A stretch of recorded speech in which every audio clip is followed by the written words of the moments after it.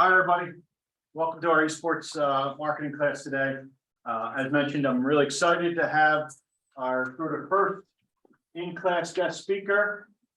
It's hard to believe this is a friend of mine who I think I've known for almost 20 years now. Mark Cruz is a director of brand partnerships with Comcast and Xfinity. So really works on really every sports property, but really why I wanted to bring him in today to speak to you guys is really tell you a little bit about the exciting things that Comcast and Xfinity is doing in the esports area. And so what we're going to do is we're going to start out showing a quick video of what Xfinity is currently doing in the esports space, and then Mark is going to tell you a little bit about his role and then what he's in some of the projects that he's been working on over the last couple of years. So welcome, Mark, and I'll share the video. Yeah, thanks, JP. Just real quick on the video. So what we do in brand partnerships is we put the Xfinity brand in moments of popular culture, right? So throughout this video, what you're going to see is all the different activations that we've done, not only in gaming and esports, but in other areas as well. But it'll give you a much better sense than me trying to explain exactly what our job is. So JP, why don't you play the video and then we'll go from there. Okay.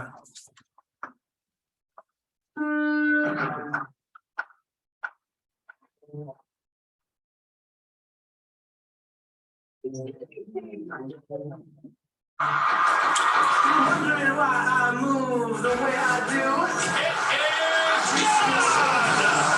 Hey, I'm Lil Nas X. Go to Xfinity.com and start dancing. Hey, Xfinity, it's me, Khalid here. Xfinity is sponsoring us. What's up, Xfinity? Send them all love from a big Arabic. Welcome to tonight's live stream brought to you by Xfinity.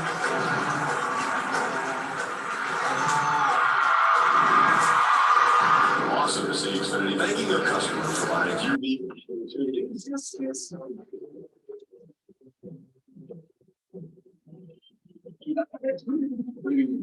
To say see into your Xfinity voicemail, maybe select videos and YouTube. Vote for the voice. Wait, that's Katy Perry. I spoke to all remote and voila. Wow.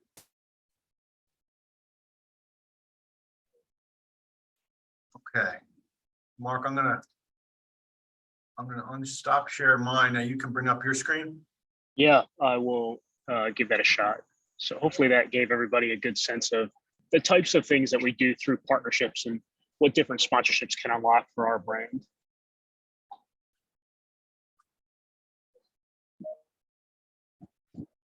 So sorry I couldn't be there in person with you all. Normally I'd love to do these things in person and meet everybody, get a chance to talk to you there in the room. How many people do we have in the room today? We got about 20 right now. 20? Okay, great. The way I usually love to handle these things is I'd rather not just present to you all. If questions come up or you have something, I'm happy to keep this an open conversation. So let's go from there. Okay. So just a little bit about me. I think JP mentioned, I've known him for a long time, and we actually met each other working at the Philadelphia Eagles together, but probably not unlike many of you. After college, was doing a couple odd jobs to kind of make some ends meet until I found that right opportunity. I didn't land a full-time job right after graduation. So, I did a couple different things. I actually did an internship with the Atlantic 10 Conference at the time. They were based in Philadelphia. So I was doing sponsorship sales with them. From there, actually landed a full-time job at the Philadelphia Eagles, which is where I met JP. And, moved on to a different agency role. I worked on different accounts like Miller Coors, managing sponsorships in sports and entertainment for the Miller Lite brand. Moved over to Comcast, actually lived in Milwaukee for a couple of years with GMR, the agency, working on the Miller Coors brand, and then moved back to Philadelphia after we had started building up some of the Comcast business. I actually moved from the agency role over to a full-time job at Comcast, and that's kind of where I'm at today in my role as Director of Brand Partnerships. I actually have two counterparts with me, and between the three of us, we handle all types of partnerships across the board. The four areas of partnerships that we focus on are sports, music, TV and movies, and gaming and esports. And the reason why we focus on those 4 areas specifically is because we have a lot of research that tells us if you're a fan of one of those passion areas, you're more likely to consider our brand if you see us activate in that space. So again, in addition to the sizzle, here are a couple images of different activations that we've done, different talent that we've partnered with in those 4 areas. And specific to gaming and esports, why is that segment valuable for us? I don't know what you all think when you hear Comcast or when you hear Xfinity. You probably think cable. Most people do. The way the business has been going, high-speed internet is really, and broadband services are really the core focus of our business and have been for probably the last 2 to 3 years, especially over COVID, where everybody was home, everybody needed a reliable internet connection to stay connected.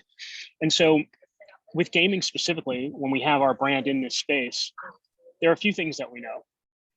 One is, out of all those 4 passion segments that I talked to you about, sports, TV, movies, music, and gaming and esports, we know that gamers depend on the performance of their internet more than any of those other passion segments. So we know it's an authentic message to that audience. The other thing that we know about that audience is that the gamer segment is growing increasingly fast, and that younger family members, whether it's kids that are in high school, or even those that have maybe moved home from college, are actually having a lot of impact and influence over what internet provider is actually in the house. And so we know that if we're engaging with those consumers, we have the opportunity to potentially convert that household into an Xfinity customer. And there's a lot of ways that you can break down the gaming audience. I know this class is specific to esports. We've done a lot in the esports space, but when you talk about gaming, there's a big difference in our minds between esports competitive gaming and there's just the broad gaming audience who are also more into just general entertainment content and also lifestyle. And when we talk about the gamer segments, this is how we break it down. We look at hardcore gamers, enthusiast gamers, and then the casual gamer. And the way that we differentiate between those 3 is really between time spent gaming during their week, and then what console or PC that they are playing on, what device they are mostly spending their time on. And so these are US numbers, right? So 49 million people in the United States consider themselves a hardcore gamer. And what does that mean to us? It means that out of your week, you're spending at least 10 hours a week gaming, and you're probably playing on PC.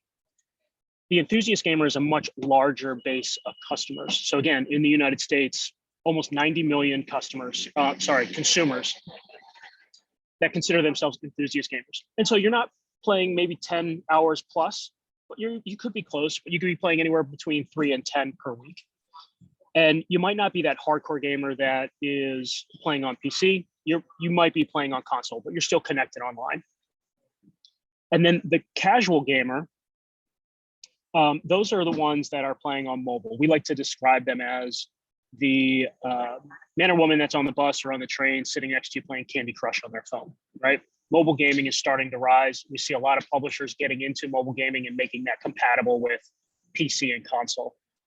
For our purposes in the Xfinity brand, we are focused on the top 2 buckets of consumers, hardcore and enthusiasts, because we feel like they are the ones that are gaming in their homes and rely on a fast internet connection, whether that's actually hardwired into their routers or they're gaming over Wi-Fi. So our product from the Xfinity side is superior and delivers a better gaming experience than some of our competitors like a Verizon or a T-Mobile. And so just a couple insights that we have been keeping our eyes on the gaming industry and the gaming landscape. So again, here's what we know about the audience. I won't get into a ton of detail on how we break down our customer segments, but gamers represent a piece of every single key customer segment that we have. Traditionals, there are hyper-connecteds, streamers, and there are a number of different characteristics that would put you into one of these buckets. The average age of the gaming consumer is a little bit older than maybe you might expect. Average age, based on our research, is about 38. It's a pretty good male-female split, skewing a little bit higher on the male side. And 24% of people who consider themselves gamers are actually millennials and have kids in the household.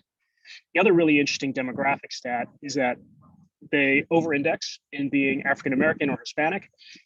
They're college graduates, and they have a household income of over 75K. What's interesting for us from a competitive standpoint, particularly here in Philadelphia, we know that our competitors like a Verizon or a T-Mobile are out there promoting their 5G internet service. And so if you have wireless service with Verizon, they're basically saying you can use your wireless service to replace your home internet.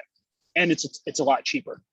And we know they have an inferior product because of the amount of bandwidth they can provide and the stability of their connection inside the home. But we know that if you don't have all the background information, you might say, based on the price point, I would go with a Verizon or a T-Mobile, and I don't necessarily need to pay the prices of Xfinity. So we know that from a competitive standpoint that they are definitely a threat for us. As I mentioned, mobile gaming actually accounted for 49% of the global market growth in 2020, 2021. So that was right before we were kind of coming over this hump of COVID. And that is going to continue to grow, maybe not at the same clip, but we know that that's going to be a big space. Gaming and popular culture. As I mentioned before, our job as brand partnerships team is to make sure that our brand can be seen during moments of heightened interest. And so the fact that gaming is continuing to converge with other areas of passion, like music, for example. I think all of you are probably familiar with Travis Scott and the concert that he did within the Fortnite game. That was followed up with a Marshmello concert a few months later. And we know that, again, our competitors are making big bets in the gaming space. So Verizon, for example, not this past year, but 2 years ago, actually had a huge 30-second Super Bowl spot that featured an animated Samuel L. Jackson. And it was a whole spot talking about gaming and why their internet product is something that you need in order to have a good experience. And from a business standpoint, a lot of people typically tend to look at sports and say, well, every brand should be in sports because that's where you can get the most reach. What we know is that from a business perspective, there's actually more revenue being seen just by one piece of the gaming segment, that's one publisher, Tencent, compared to all these other professional sports leagues in the US combined. So we know that the interest is there. In addition, the reach of that many consumers, we actually have people who are avid gamers, so maybe not hardcore, but just general self-acknowledged gamers. There are actually more of them than avid NFL fans in the US. So these are some stats that we lean on to help identify how we go to market with our different partnerships. The other thing that we know is endemic brands have been in this space for a long time, right? But as the gaming industry has grown, we have a lot of non-endemic brands getting into action as well. So we've got brands like Bud Light and Red Bull. I mean, they've been, especially in the esports space, they've been in here probably for the past 5 to 8 years. And they continue to grow their presence across different esports leagues, sponsorship of different esports organizations. And so we know that the space is crowded. And so we've got to do a lot better at breaking through the clutter to hopefully get our Xfinity message across. So what's next for us in the gaming space? I mentioned we don't just focus on esports because esports is a very highly engaged audience, but we also know it's a fairly niche audience. There's a lot of gamers out there that really don't even care about competitive esports, candidly. So to take advantage of that gaming consumer, we've launched in the past year Xfinity Rewards. If you're an Xfinity customer, you have access to this Xfinity Rewards platform. It's free, doesn't cost you any money. You could have been a customer for 1 day or 10 years, basically have access to all these free rewards. And Modern Warfare is coming out as the new Call of Duty title this year. The beta for Call of Duty is actually going to be released next week. And the reveal event, which Activision is calling their next event, is actually going to be streamed live on Twitch this upcoming, I believe it's Thursday. So everybody can tune in on the Activision Twitch channel, and we'll be a big part of that. We'll actually be the sponsor of their Red Zone type desk. And so we'll have a lot of talent speaking to everybody that's viewing and telling them through Xfinity Rewards, you can actually get access to the beta for free. Typically, to get access to the beta, it would require you to put a down payment on the title. Might be a small, like $5 down payment, but you get a code to get into the beta. any Xfinity customer can actually just sign up for rewards, come to the platform, and get their code at no cost. We're also sprinkling in through rewards a couple other gaming related items. One is an Xfinity gaming chair, which actually out of all of the experiences that you see on the screen is the most engaged reward on the platform for the last 60 days running. So again, it's just another indication that gaming is big and our consumers care about it.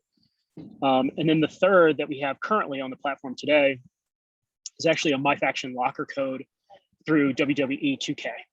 And so we did a partnership with 2K, not only for WWE, but we're working on another one for NBA for this upcoming season. And you can come in and again, get a code that unlocks a couple different unique benefits as you play that game. So that is what's next for us coming up here in Q4. So JP, I think what I'd like to do is, since we just talked about Call of Duty, I'd love to play that Call of Duty video that I sent you. And what this will do is it'll give you a sense of like how we activate. So what does it mean for us to give beta access to our consumers? How do we get that message out there? And how do we use influencers and talent in the gaming space to hopefully deliver that message? Okay. So let me stop sharing and maybe you can share that video. Yeah.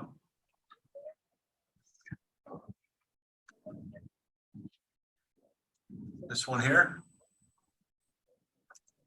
Welcome to tonight's Call of Duty live stream. Hold on.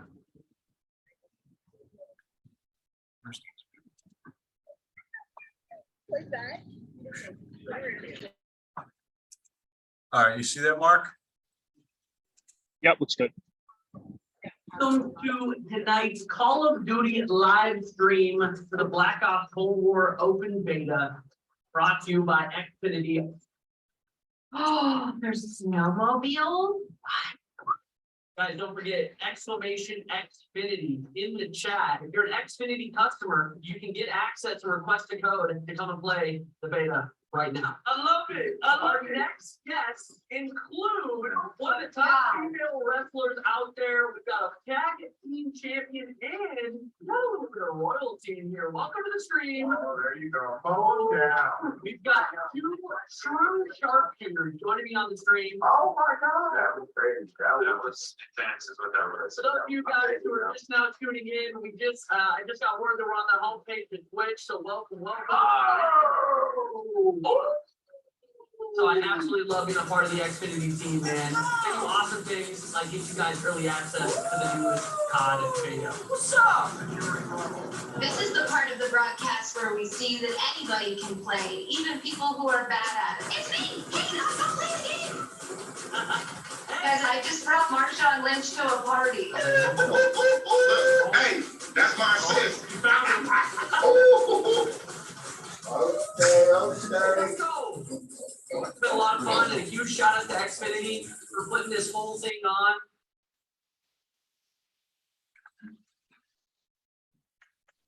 Cool, thanks JP.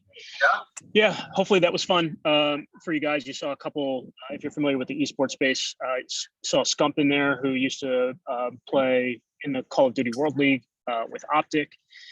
We had a couple just general sports talent come in, Marshawn Lynch, Gordon Hayward, Katie Nolan from ESPN, and our two hosts for that live stream were actually Gold Glove and FemStep. So if you're familiar with either of those creators and streamers on Twitch, actually what's funny is right after we did that live stream a few years ago, State Farm signed Gold Glove to some type of sponsorship, and he was like in an NBA commercial with Karl Anthony Towns.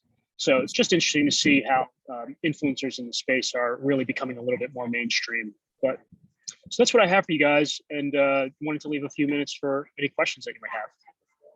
Yeah. Does anybody have any questions for Mark? Don't be shy. Go ahead. With like augmented reality and like things like the metaverse been becoming more popular, has Xfinity explored any of those opportunities? Yeah, great question. Listen, Web3 is an area that we're all keeping our eye on. I would say that from our business perspective, we're a little bit more conservative, right? So it's not that we're not willing to test those things, but I don't think we're willing to spend a ton of money in order to do it, right? We'd like to we tend to test a couple things as first movers, but we also like to see some proven concepts from other brands as well. So as of now, we don't have plans to invest in activations in the metaverse, but we are keeping an eye on other brands and what they're doing. Good question. Anybody else? Questions?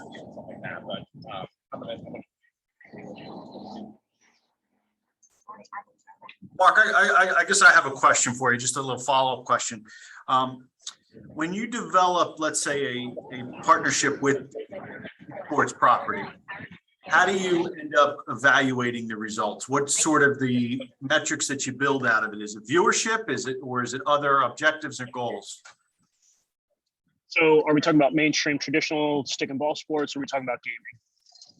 You could take it however you want. You can maybe compare how you maybe evaluate traditional and then how you now kind of look at the esports. Yeah, let's talk about traditional sports first. So there's a number of different metrics that we use to evaluate return on investment.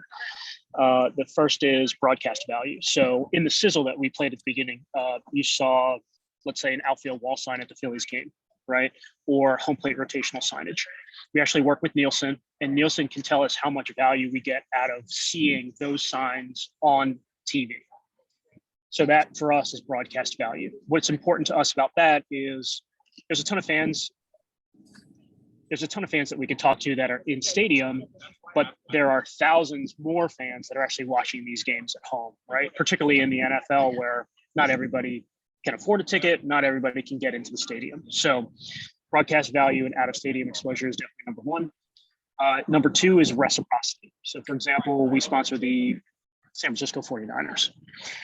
While we love being a proud partner of the 49ers, we also love the fact that the 49ers are proud customers of Comcast, basically meaning that actually pay to get our video services to their practice facility, to their stadium, Levi Stadium. They also pay for their internet and any other services that they need in order to power all of their facilities. So the amount of money that they spend in order to get those commercial services is dollar for dollar back on what we spend in a sponsorship. So that's number two. And then the third biggest bucket there is just our overall marketing value. So we actually work with a sports marketing agency, and they tell us how much our marketing assets in our sponsorship deal are worth. So for example, it might be a sign, or it might be tickets that we can leverage for internal customers, internal employees or external customers, and how much money are we driving back by using hospitality? So the actual marketing asset value coupled with business reciprocity and broadcast value, all of those three things go into our evaluation on ROI on any sponsorship deal. So that's traditional sports.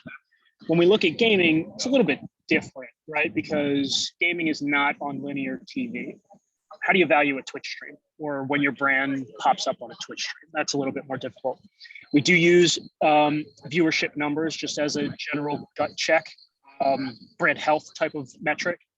We also make sure that all of our partners, and we do have a big media partnership with Twitch and YouTube, we make sure that all of our partners are actually conducting surveys for people who never watch a stream that has Xfinity branding, as well as people who have watched that stream. What's your perception of the Xfinity brand? Is it positive? Is it favorable? Or maybe it's not. How does that change from people who didn't watch the stream to people who did? So again, there's a lot of measurement that goes into overall brand perception. And then obviously consideration for our brand. Would you be willing to switch your service provider after seeing Xfinity activate in the gaming space?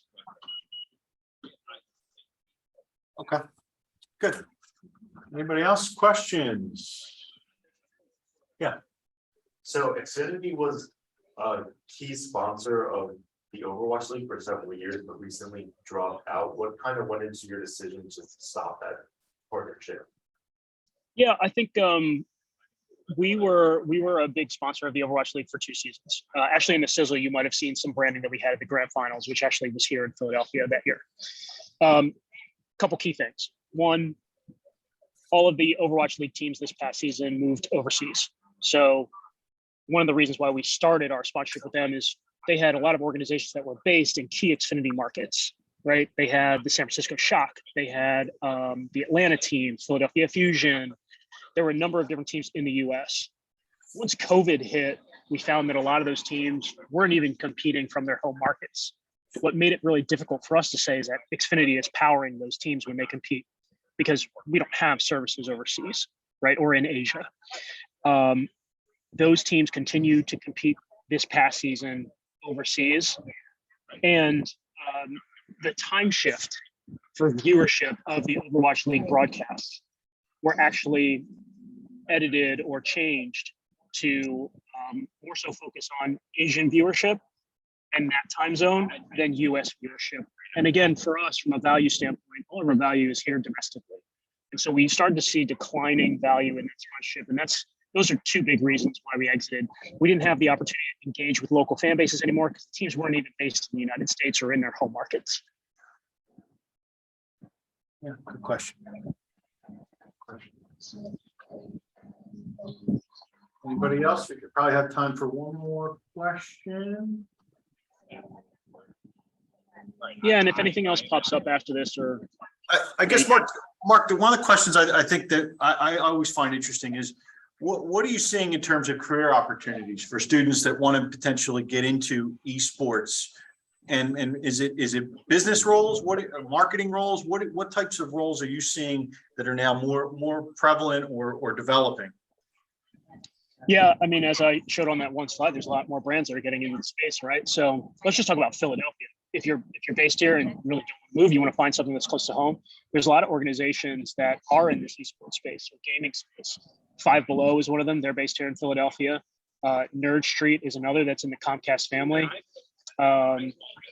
You've got Comcast. Obviously, we're doing a lot in the space. So from a business perspective, there's a lot of different ways you can go about it. One is you could work on the brand side, or you can work for an agency. Most brands will use marketing agencies to help execute a lot of their partnerships. The other is you get into the influencer space, and that's growing, right? Growing rapidly.